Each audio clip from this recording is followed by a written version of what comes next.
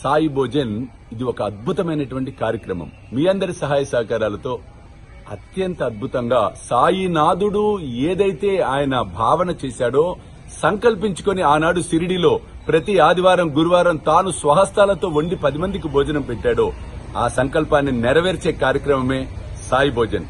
ఏ occasion అయినా అవ్వచ్చు, ఏ occasion, ఏ శుభకార్యం, ఏ కార్యమైనా దాని సందర్భంగా మీరు కూడా ఈ సాయి భోజనంలో పాలు పంచుకోండి. సాయి కృపకు పాత్రలు కండి. జై సాయినాథ్. తర్వాత అంశం మనం చూద్దాం. 72 గంటల సమాధి. ఇది అత్యద్భుతమైనటువంటి ఘట్టం. చరిత్రలు ఎన్నో చూసినట్లయితే ఇటువంటి ఘట్టాన్ని మనం ఎక్కడ దర్శించుకోవాలి. అంటే భగవంతుడు పరబ్రహ్మ స్వరూపుడు. ఈ అవతారంలో చూడండి ఆయన చేసినటువంటి గొప్ప అద్భుతమైనటువంటి లీల. 1886 సంవత్సరం ఈ ఇటుక విరుగుటకు 32 సంవత్సరాల క్రితం, అంటే 1886 1886 మార్గశిర శుద్ధ పౌర్ణమి. మొన్న చాలా మంది భక్తులు నాకు సంతోషం అనిపించింది. జీటీవీలో ఈ విషయాన్ని చాలా రోజుల కింద చెప్పడం అనేది జరిగింది. బాబా 72 గంటలు సమాధి చేసింది మార్గశిర శుద్ధ పౌర్ణమి, అంటే డిసెంబర్, మొన్న దత్త జయంతి రోజు వచ్చింది. ఆ రోజు రాత్రి 10 గంటలకు సాయిబాబా తన దేహాన్ని వదిలివేయటం అనేది జరిగింది. ఛానల్ ద్వారా అందరికీ విజ్ఞప్తి చేయటం అనేది జరిగింది. మహాసమాధి ఉత్సవాలు ఎంత ఘనంగా చేసుకుంటామో ఆ 3 రోజులు కూడా మంచి ఘనంగా ఉత్సవాలు చేసుకోవాలి. కారణం 72 గంటలు సమాధి చేసిన పర్వదినం అది అని చెప్తే చాలా మంది ఆలయాలు ఇన్విటేషన్స్ పంపించారు, ప్లస్ ఫోన్స్ లో చెప్పారు, స్వామి మేము ఇట్లా 3 రోజులు చక్కటి కార్యక్రమాలు ఏర్పాటు చేసుకున్నాం. కాబట్టి దయచేసి ఇది కార్యక్రమం తర్వాత కూడా రాబోయే దత్త జయంతి అప్పుడు కూడా ఈ మాట గుర్తుపెట్టుకొని 3 రోజుల పాటు చక్కగా సాయి సచరిత్ర పారాయణమో ఇంకా మీకు నచ్చిన మీకు తోచిన కార్యక్రమాలు జరుపుకోండి. కారణం ఎంత విశేషమైనదో ఇప్పుడు మనం దర్శించుకుందాం.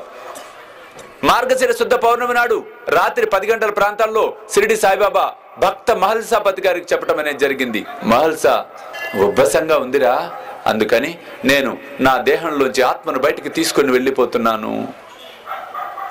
మరలా 72 గంటల తర్వాత నా దేహంలోకి ఆత్మను పునః ప్రవేశం చేస్తాను. ఒకవేళ అలా కాలేదనుకో, ఎదురుగా ఉన్న ద్వారకామాయి అండ్ మసీదులో ఎదురుగా నా సమాధిని నిర్మించి నా సమాధికి ఇరువైపులా హిందూ ముస్లింల పతాకాలను ప్రతిష్టాపించు అని చెప్పాడు.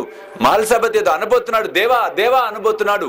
మహల్సాపతి ఒడిలో బాబా తల వాల్చేశాడు.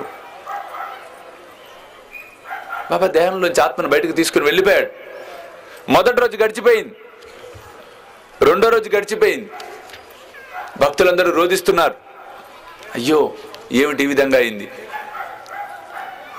తెలియని వాళ్ళేమో బాబా మరణించాడు అంటున్నారు, తెలిసిన వాళ్ళు లేదు లేదు బాబా ఎటువంటి పరిస్థితుల్లో వస్తాడు, 72 గంట గడియక ముందే దేహంలోకి వస్తాడు. ఈ లోపల గిట్టని వాళ్ళు పోయారు. అప్పుడు బ్రిటిషర్స్ కాలం, వాళ్ళు పరిపాలిస్తున్న పరిస్థితులు. వైద్యుని పట్టుకొస్తారు, ఇంగ్లీష్ వైద్యుని. అయ్యా ప్లేగు వ్యాధి చాలా ఉంది, ఇక్కడేమో ఈ విధంగా వీళ్ళు ఈ శరీరాన్ని ఉంచారు, మీరే ఏదో ఒకటి చేయండి అని కంప్లైంట్ చేస్తారు గిట్టని వాళ్ళు.